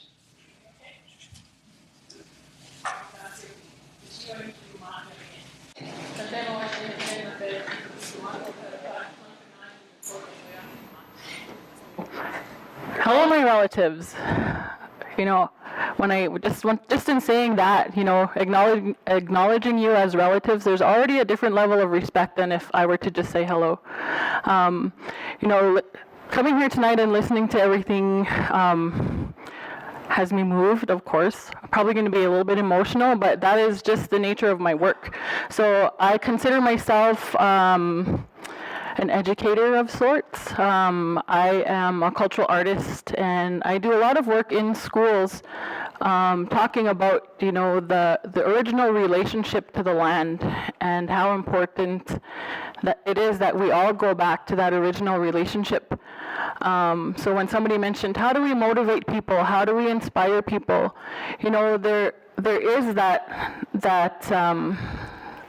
relationship, that broken relationship still exists. It's strong in some places, it's less in other places, and we have to acknowledge that not everybody is at the same level of understanding this relationship. And you know, when I spend a lot of time with kids, I spend a lot of time with youth, and you know, for me, they know what's right and they know what's wrong. They feel it in their hearts. And you know, one of the things I often acknowledge is that the older we are, the longer we have lived with concepts, we've lived with ideas, and then the whole saying, you know, it's hard to teach an old dog new tricks, right? And so I spend a lot of time working with the kids to teach them about that original relationship to the land. And I hear a lot about it's hard to bring culture into classrooms, it's hard to bring, you know, all these different kinds of teachings and understandings, but when it was mentioned, you know, our relationship to the land, and the only story that I can kind of really come to is the story of reconciliation, and you know, that's another topic that's huge in our country, trying to repair this relationship. But same thing, there's a relationship with you know, Mother Earth that we are all responsible for. And you know, I always tell the kids, it's probably the last truest existing relationship with Mother Earth that hasn't been interrupted, you know, as deeply as others. So when I think of moving forward or just our role, you know, the earth is a relative. You know, in our own saying, we are all related. We can love the earth that way. And that's basically the topic that's the hardest, is to explain love to people. You know, because our idea of love has turned into be defined by things and objects and power, when really it's just a level of respect. And, you know, teaching the kids that, you know, you can love things that don't speak to you, like plants. You can love the animals, you can love the sky, you can love the weather, and let it just be love. And, you know, there's when I was sitting in my seat over there and I was listening, there's so many things I wanted to say, and you're actually like, it's kind of hard to kind of bring it all together. But, you know, as a First Nations person, there are days where I find it really hard to do my work. And whether it's because of the energy, the momentum of racism that's in the media or in the area, and then there are days where it's really powerful when, you know, people are just open to learning and understanding and applying everything that they've experienced into greatness and into helping the greater good. And, you know, I love that every day that I work, I get to remind the kids of that original relationship to the land. You don't have to be anything to love the earth. You can just respect it in a good way. And you know, when somebody mentioned, you know, where are the First Nations people? To be honest, like sometimes it is hard to get into places. Like when I came in tonight, the first thing I looked for was a First Nation person, and the first person I saw was Elder Greg Sandy over there. And I went to shake his hand. So, you know, when you know you're connected to something and you walk in, you look for that relationship or connectedness, and you know, teaching people how to do that. That's probably going to be the way, teaching people to understand that we have a connectedness to the earth and to believe in it. You know, that we don't have to wait for somebody to give us proof. You know, we can already believe that the relationship is there and that it's impacting the world. Can I ask your name? If you said it before, I didn't hear it because your mic wasn't quite working. Holly. Yeah, well, Holly and Toby and Elder Sandy and everybody from here who's welcomed us not into your territory but into your governing center. It's really humbling. And we are related. And we have to know this. We have to recognize in each other's eyes family. A definition of reconciliation that I particularly like from a friend of mine who used to be president of the Council of the Haida Nation, Miles Richardson, who says reconciliation is when you look at me, you see me as I see myself, and when I look at you, I see you as you see yourself, which means the challenge of reconciliation is not kind of, you know, stalling the way a lot of times in politics the debate is as if, well, now we'll discuss environmental issues and there's this silo over here. Now we'll talk about Indigenous issues and there's this silo over here. But really when we recognize that when we talk about reconciliation, the burden is primarily on settler culture Canadians to understand what it means of 150 years of oppression and colonialism and actually be committed to changing the country entirely for settler culture Canadians, for Indigenous peoples, changing our culture entirely to be indigenized. I've said it before, but I mean, when we really think about it, it's like I get so excited. I think, okay, we can actually have a country that begins to move in a direction. New Zealand's got a bit of a head start. In New Zealand, by the way, the Maori representation in their House of Commons exactly equals the population of Maori in the country. It's a very interesting, and there's more politicians in New Zealand speak more Maori, but unlike Canada, they're dealing with one Indigenous culture and one Indigenous people, the Maori. We've got hundreds of languages we need to learn, and we have to protect language, protect culture, and recognize that if we can adopt that fundamental ethic that we're all related, regardless of species, regardless of color, we're all related and the earth is our mother. If we talk in that language, some people will look at us as if we're, you know, not very modern, not good at money. But we're the ones who, and following the leadership of Indigenous knowledge is our way as settler culture people to get to someplace safe. So I can't tell you how much I appreciate you speaking up in this space, Holly. It really, really is very powerful. Especially a young woman Indigenous speaker. I really appreciate it. Yeah. One of the things I've been working in diverse areas of all over Canada. I've been doing presentations on culture, and I found that in our education system, we're learning so much about other cultures, but we haven't been really taught a way to organize and parallel that information so it's all similarities. I find that in the practice that I do and what I do, and having a common cultural conversation with kids, and pointing out our looking at our similarities rather than our differences, and because we can learn, like you mentioned, trying to put culture into organizations. It's more than just adding a token act. Like, okay, we're going to smudge, or we're going to open with a prayer. It's believing in all of those things, that all of those things are part of the whole process and our whole way of being. And so when I go into the classroom, I talk about the 6 common elements of all cultures. And, every culture has their own relationship with the environment, just that when I talk about it, it sounds more Indigenous because I give Indigenous examples, and but there's a lot of common elements in all cultures that we can acknowledge, and I find that the conversation I get to have in the classroom really opens eyes, and it's something I wish I could influence at higher levels, just to look at culture that way instead of just looking at all these little items on how. Instead of just things to do, right? It's a belief system. You have to believe that all those items that you're bringing into your organization are powerful too, in relation to everything else. But thank you for your time.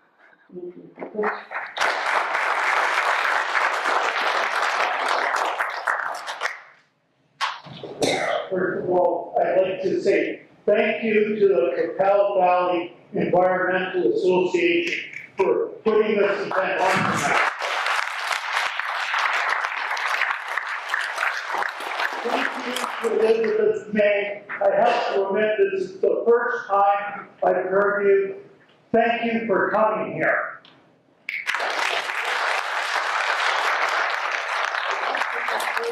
Something you said in the opening, that the environmental question was very important right under the question of nuclear war. Why I'm making that reference is I think today we're in a very dangerous situation because many Western governments, including our own, have a neo-colonialist foreign policy based on robbing from the third world countries. So we are seeing country after country where the US and Canada goes in to take over, especially if the people of those countries are trying to solve their own problems. So we could talk about Libya, and I was very pleased when you stood up in the Parliament all by yourself to say what was planned for Libya was not right. And I was in Libya, and I can tell you, it's a hell of a mess now, thanks to the West. And we have to look at the other countries where the US and Canada have gone in a similar way. What are these invasions and the overthrowing of governments going to do for the people of those countries? We could talk about Iraq, we could talk about the cost of war against Syria. Now we could look at what Canada and the US doing to Venezuela. How is that going to affect the indigenous people of Venezuela and the black people of Venezuela? When I look at the pictures, I see who is supporting Maduro. It's all kinds of colors there. When I look at the person who declared himself president, which he didn't even run in the election, his crowd is all white middle class who are upset that life was getting better for poor people. Now, and I'm not saying the government maybe made lots of mistakes. I don't vote for Trudeau, but I wouldn't want anyone coming here to tell me that he is not our Prime Minister at this time. Yeah. So, I think I gotta get to my point here. Don't you, yeah, I can see Jim trying to give me the head. Don't you think that if we're going to really get serious about climate crisis, we also have to have a different attitude towards other countries around the world and stop robbing them? I think what Canadian, like the big story behind this Raybould thing in Parliament isn't that he said, she said. It's what kind of policy, international policy we have, and who is it serving? And I maintain right now, it's serving big Canadian companies when it should be serving the people of Canada. If it was serving the people of Canada, then we wouldn't be planning overthrows of government just because we don't like that. Thank you. I have to say, I don't think I've ever before been with a room full of people where someone remembers that in June 2011, I was the only member of Parliament to vote against bombing Libya. The only one. I had a lot of friends, but think about what that means about democracy with votes. I had friends, particularly NDPers from Quebec, women, NDP members of Parliament from Quebec, who were whipped into voting for bombing Libya.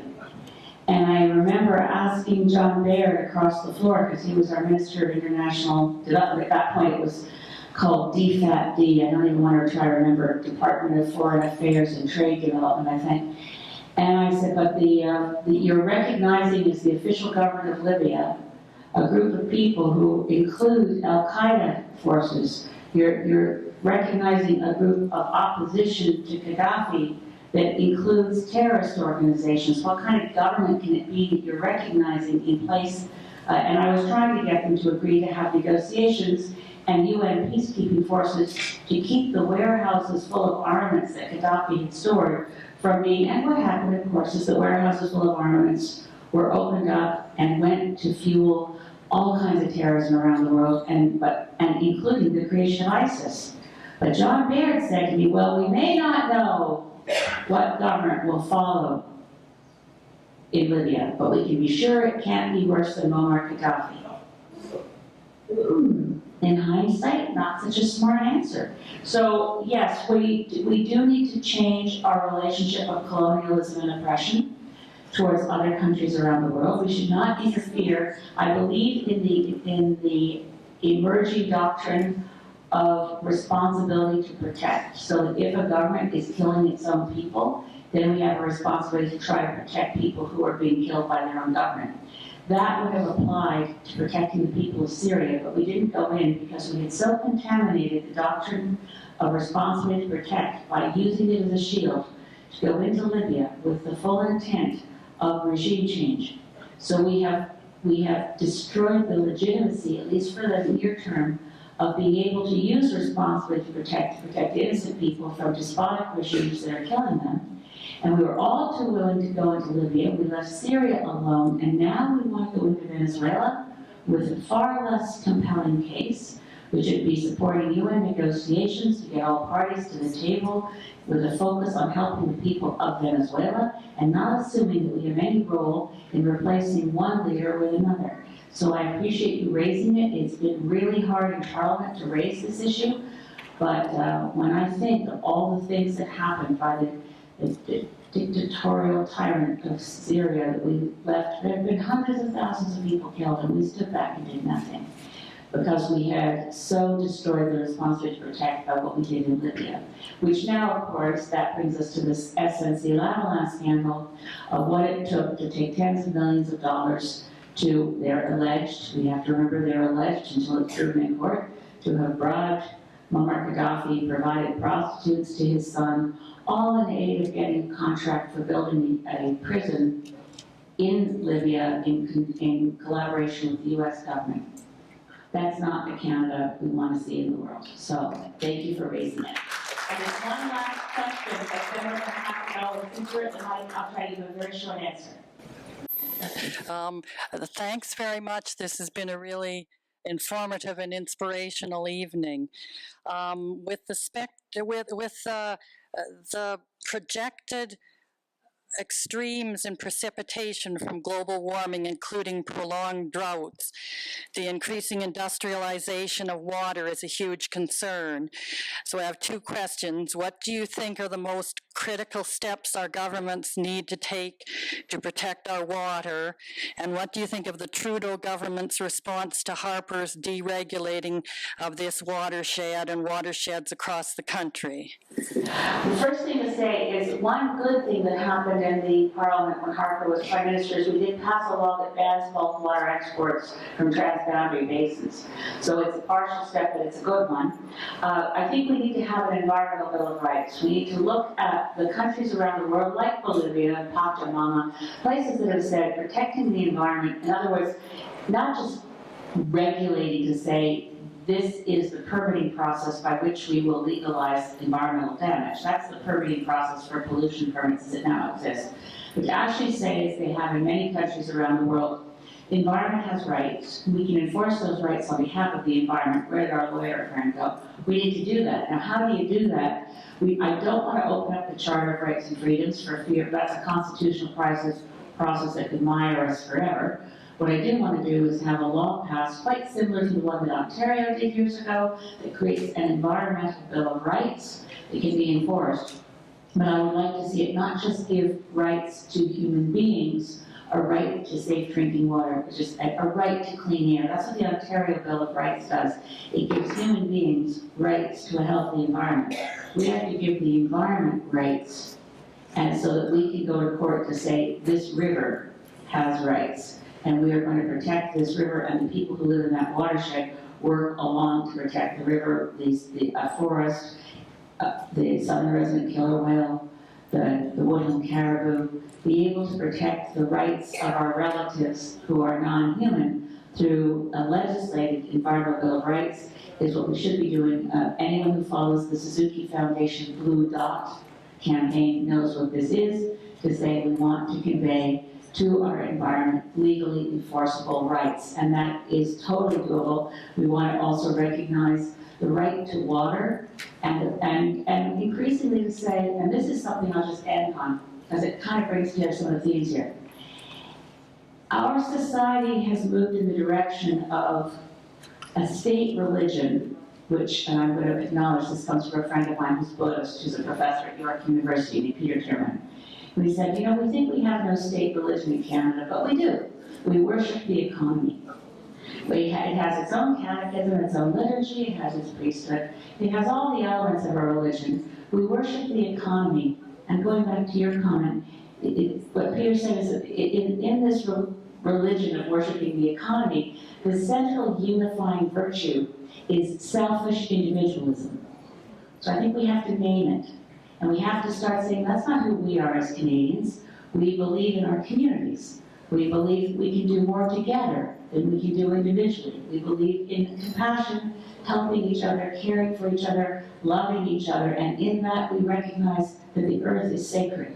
That when we approach something for our use, we approach with reverence and thanksgiving. That we understand that while we do use the things of this earth, we cut down a tree to make a table, we're surrounded by water here. I'd like to think that those people who went to fell those trees recognize, thank you. Now that doesn't happen very much in our culture and in our society. But the more that we recognize there's nothing wrong with an economy. There's nothing wrong with the rule. Well, we can change the rules. We made them up in the first place. We can't change the rules of the atmosphere. We can't change the rules of water flows from higher place to ocean. These are rules we can't change. We can change the rules of the economy. We can write into the rules of our economy that we factor in survival as more important than profit. And we can also recognize that when we talk about the earth, we can be brave enough to say, in a secular economist, not economist, but a society that practices economic theism, worshipping the economy, even against the consumeristic, selfish elements of our society, we should be able to embrace it and say out loud, the earth is my mother, creation is sacred, and we are here to protect that which gave us life. Thank you.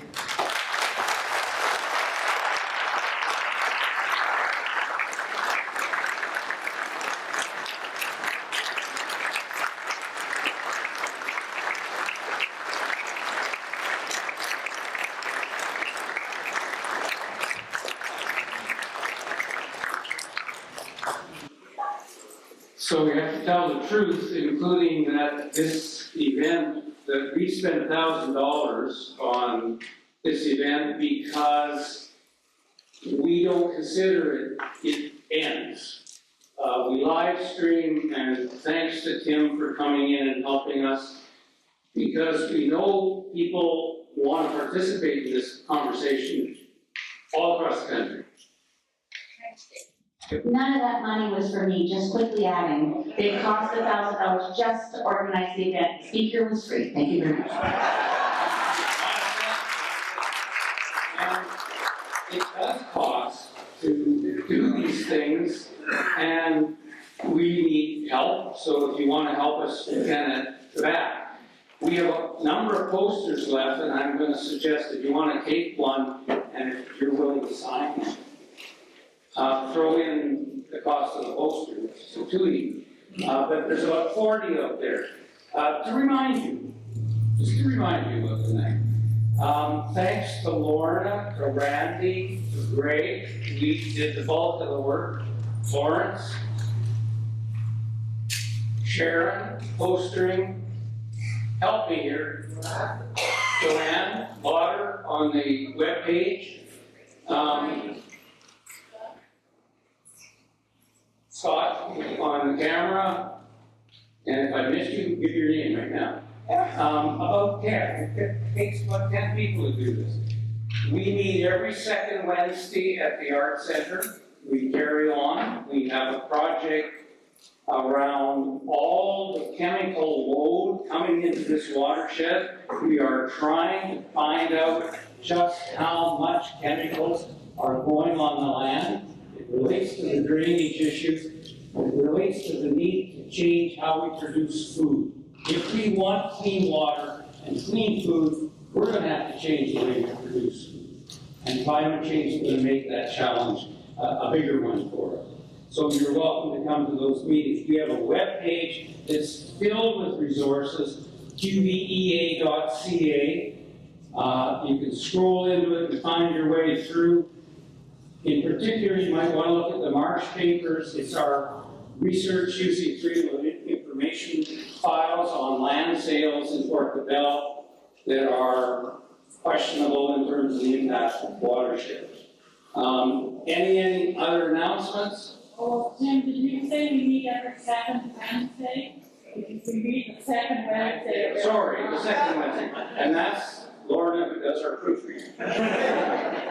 I forgot to mention, if anyone's interested in the Green Party and you want to find our policies online, I hate to admit it, our website isn't all that user-friendly. I can't imagine why, but anyway, sorry. I just want you to go, if you go to the website and look for our policies, you look for a document called Vision Green. You can find Vision Green and click on it, but if you go looking for Green Party policies, you won't find them. They're all in a document called Vision Green. So I'd love it if you investigated and decided if we had earned some of your support, but in the meantime, in a non-partisan spirit, from wherever you are, with whatever tools you have, replicate this gentleman's climate action and go to everyone you meet in every place to say, have you thought about climate change? You want to work on making the change? Come join us at a school, student strike Friday, March 15th, just this week, and start supporting the students. And I forgot to mention the name. I want you to go on YouTube.